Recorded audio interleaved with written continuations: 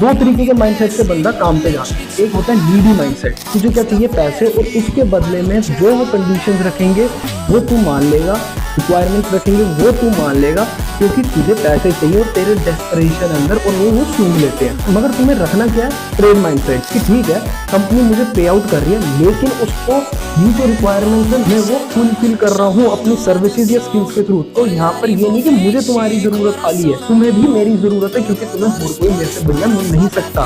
और ये कैसे कॉन्फिडेंस आता है, जब तुम अपने स्किल्स पे या सर्विसेज पे अच्छे से काम करते हो।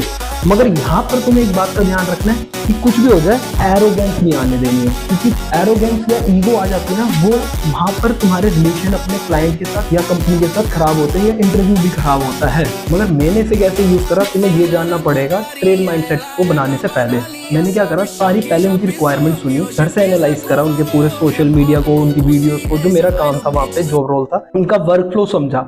उसके बाद मैं जो उन्हें ऑफर देने जा रहा था, मैंने चुप रह के सुनने की वजह से उन्होंने वो ऑफर खुद ही रख दिया, सैलरी प्लस इंसेंटिव का, क्योंकि मेरे को पता था ये रियल एस्टेट की कंपनी है, इसके अंदर कमीशन बेस्ड मॉडल पे अगर जाऊंगा कि सैलरी थोड़ी कम हो जाएगी तो कमीशन अच्छी मिलेगी अगर इनकी 3-4 डील्स भी हो जाती है। यहाँ पर उन्हें दूसरी रिक्वायरमेंट जो मेरे को रखी कि उन्हें 90 रील चाहिए महीने की। मैंने सीधा मना कर दिया कि सर 90 रील पॉसिबल ही नहीं है, 30 रील होगी, एक रील एक दिन की निकलेगी। मुझे पता था जो इनकी अभी प्रेजेंट कंडीशन है वीडियोस की, वो ये इंप्रूव करना चाहते हो और मेरे पास वो स्किल है कि वो क्वालिटी ऑफ वर्क मैं दे सकता हूँ, और उससे ज्यादा अगर मैं कोशिश करूंगा तो फालतू में फेड अप हो जाऊंगा और मेरा फायदा नहीं होगा। तो उनको जब मैंने सारी सिचुएशन समझाई कि सर मैं क्वालिटी ऑफ वर्क इतना दे रहा हूँ कि वो एक रील ही बहुत बढ़िया लगेगी कंपैरिजन टू जितनी रील आप मांग रहे हो, तो उन्होंने एक्सेप्ट कर लिया और उन्होंने बोला ठीक है। तीसरी थी प्रॉब्लम कि उनके वहां जाने और आने में मुझे लग रहे थे 1.5 घंटा, तो मतलब टोटल 3 घंटे का वक्त बर्बाद हो रहा था। और उनकी मैंने सारी नीड समझी थी स्टार्टिंग में। मैंने उन्हें सामने से ऑफर रखा, देखिए सर कि आपका आधे से ज्यादा काम लैपटॉप से है, उस काम को करने के लिए मैं घर से भी कर सकता हूँ। आप सैटरडे संडे आपके फ्लैट्स का और बाकी जगहों का शूट ओवर एंकरिंग करनी होगी सामने, तो उसके लिए मैं आ जाया करूंगा,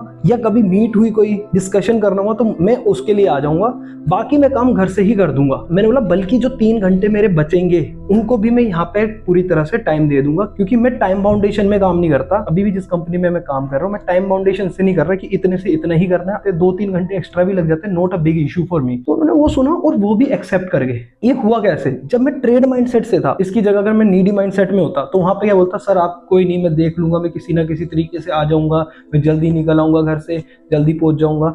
जब मैंने उन्हें इसकी जगह ये बोला कि मैं यहाँ पर आऊंगा तो मुझे पता है 10 से 7 तो काम करना ही है, उसके बाद घर भी जाना है, मगर घर पे मैं एक्स्ट्रा भी टाइम दे सकता हूँ, क्योंकि मेरे को पता है कि एक वर्क फ्लो बन जाता है, उसमें फिर काम करने का ही मन करता है।